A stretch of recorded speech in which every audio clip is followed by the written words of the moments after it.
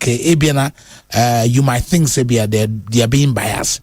Intimoso monko because yeti bisa Abbas Nuruddin. Okay.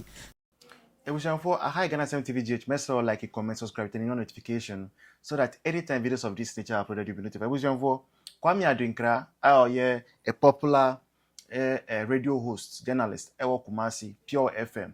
Waba bonten with Nsemba Kumi Enubi de. Osi saying, Osi NDC for say ye from say omumba be yi anu nsem anu ewo omu radio station wa omu dwane. Osi ofre omu fra regional minister MC and I say Metro Chief and all most of NDC appointees. And the NDC grassroots for a year almost sending audio complaining say oh and then I say musho we dey MPP for kwana mutimi fa mumba na mbeka sem o meka sem no so wia munya MPP NDC for ma be ya no o see enye omu fault NDC for na mu person mumba radio stations how to be say say atena say 2026 we NDC penny for omu pese omumba stations so ebe ya no esa se bibia ye basa o man we mu no say I mean we kasa no bibia ye basa reset NDC for promise Ghana for no reset no atonsium and one no atonsium and today even they appointees no kra no omunim say for the past 1 year 2 months more power mono they have nothing to show for it, and since they have nothing to show for it what else can they do? And one is a damage control. Uko radio stations so there are few journalists in the system that will ask you hard questions. Those hard questions no omunya radio some be ya no, and that's if they don't even have answers to them. So since they don't have answers to them, to avoid disgrace, what do? You rather not go to the station at all. One call station now, obi anti me by force of you say be yin sensem bia no. And you say Busenfo, can you imagine a government to say who even RTI request crowd who hear RTI requester who nya obi obayi wa no. Government to Ghana from questions. Even in parliament, questions that parliamentarians are free to ask. And ideally, no, they need answers to. No. These guys are in power now. Things are hidden from parliamentarians. And that is the kind of government NDC is running. Parliamentarians will say MPs, no. MPs. Omubisa sema. Minister, no. Obebe China. Sa na mwebo egu. Nkofo ayechi amukan no. NDC for no. Yenko tie nsema ebaye make am wasem chirem. Don't go anywhere. Hi Ghana TV.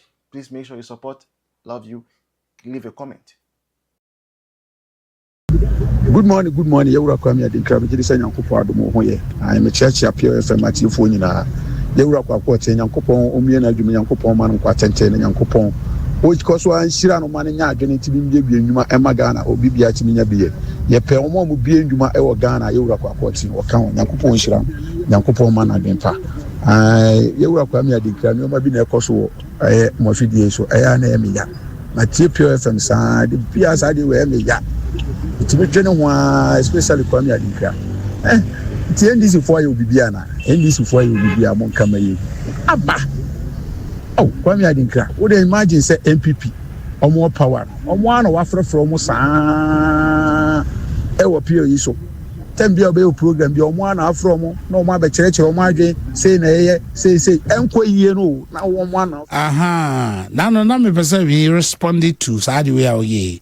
And I'm here na manya be say margin free so okay yaka in this form wo Kumasi ha we link up with them buy regional minister buy attorneys our friend many times there be all my excuse okay yinya no hada came a boss ono abaha once hashie osamba habim and that's it you end this for amoha programs no say offer Monday the only days are more political where you invite political parties and kasa Wednesday the academic no obia you know a lecturer or a doctor or Robert number but they be an kasa no you might think to be a or ha and answer or ha you call them is there a TA say a friend and this for that's all man far you go to transmit and answer person you can't do that. We call them, we call them with spend time to call anybody be a asamna ever fano. And just so mama de anaka chiro nkrofo ne say there's a platform called purefm. Okay, ebiana you might think say they're being biased. Enti moso monko because yetie bisa Abbas Nuruddin. Okay? Abbas Nuruddin me who the number of times abaha. All right? Your surface na honorable Yamin and na Yamapongo. So they were here on daily basis.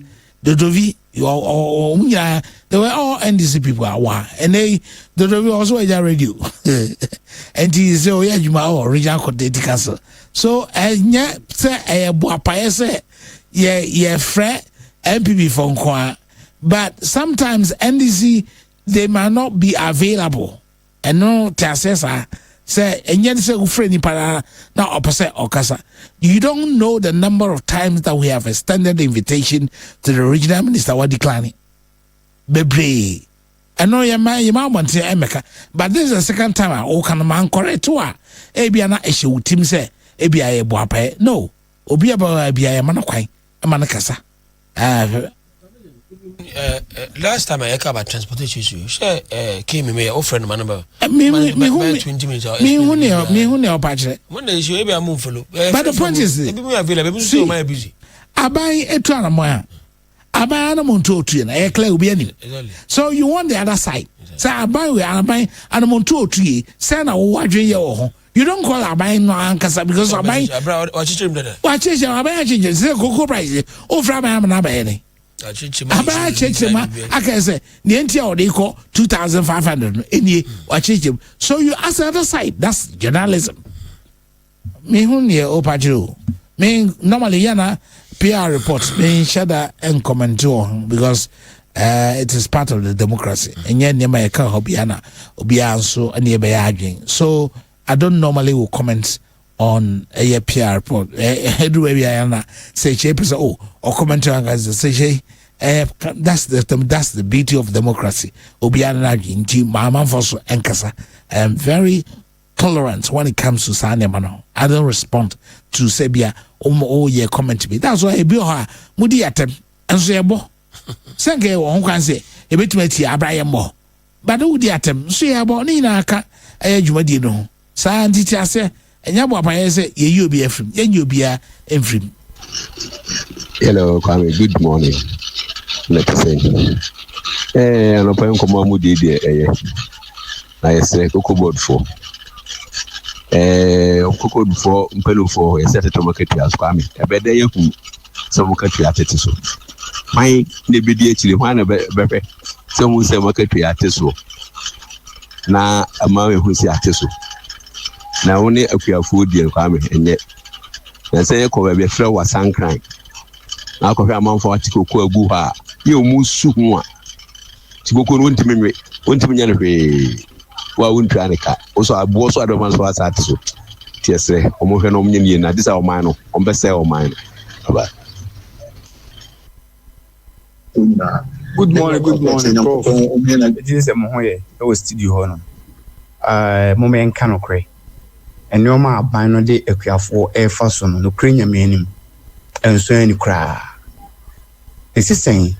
Na okuyani yaba betino aketua so na ketua ni ku kwa oda wakeria onsu benya kakra de edi efrim na wote so a what so pole 1,000 Ghana cedis na imagine 1,000 Ghana cedis times 10 say okuyani no ho no ye na adwen se okoton nya saa mfa so we dia ye bibi whole year no they harvest saa de we ni atisu hwi na yiwi aya say edwama anso yate so tama yitu mu no ada na de mantu o me hwe pa na hwi ni coach abodi ni pure report adamu mase.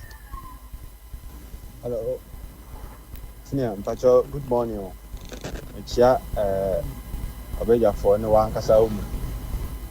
In fact nsema na mo discuss about cocoa price ni whatever the ekoso bibu se oye panyin da dwumadi bia no na se bibi eba na se mo keka nsem bi ayena sika yate so no better than the wo hoda da na me ntiase atengide na odididi cocoa for no ne Ghana for adanti yete oman mu sabi enim nyansa sika 3000 now the back 2000 na aka chem 2000 na sosene 3000 I don't mean ne mase nti omo hwe omo kasa ni mu ye atengide na omo dididi Ghana for aye kasa asem no je omo so omo kire so omo nkwa ne nim nyansa omo nkwa so ne nim se 3 ni 2 2 ni so sene 3 asem we me enim se ne nkwa na mate sa asem we enti omo hwe omo kasa mu ye na omo anhwe ya omo da bufusew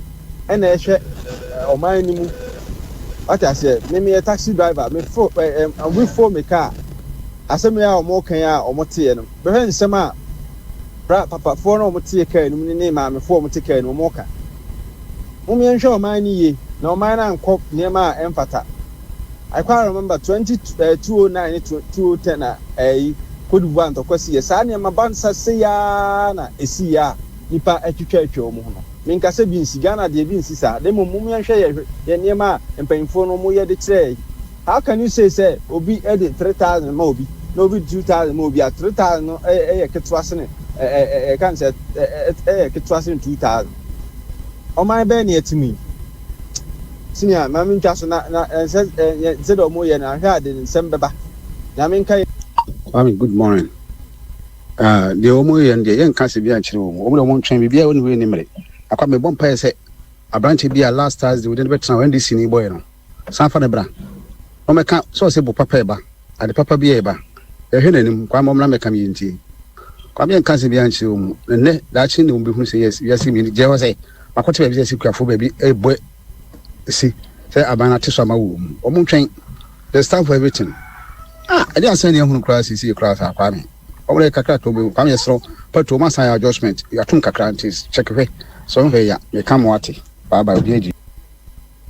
Good morning, Kwame Mabron. I don't play your boy abaso. Kwame and few be a boy voice in my Kwame. My now yen interview wakasa ye pa. Now Kwame, I'm on your phone say or my way you say. Sawa muba bema.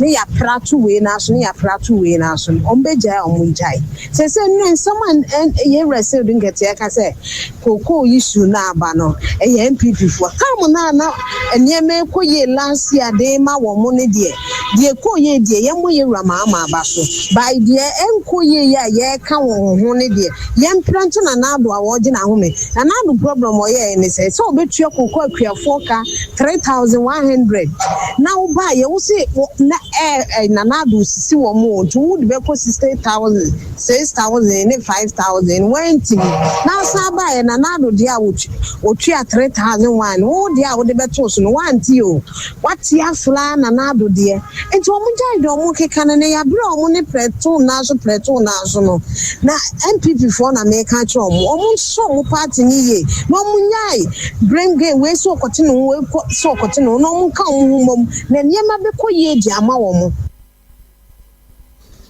Good morning, Kwame. Ndije nyame adom. Obi a hoye. Kwame NDC, amonsha no mabi yo. Amonsha no mabi. Na oba power se wan we ya. See and some to say ya when you baba was on. You better no defend it, you better no defend it, better no defend it. And people for you. Oba power say ya, why do you was a party near watching a goo? Inti na wani abre na wo kan sembi no wani abre na wo kan sembi mathematics no mo nguso no manye na mre bi beso bedru ho omo ano ombeti ase piani bi. Since the last 4 years, only 15 central banks in Africa has signed on to a mechanism that the African leaders themselves directed that it should be in place. Yeah. Do you know the most worst things? The CFA, the Francophone countries, none of them have signed on. And you want to talk about what? You see, let me catch your mind back to the WAMSI. You remember ECHO? How many years have we been talking about ECHO?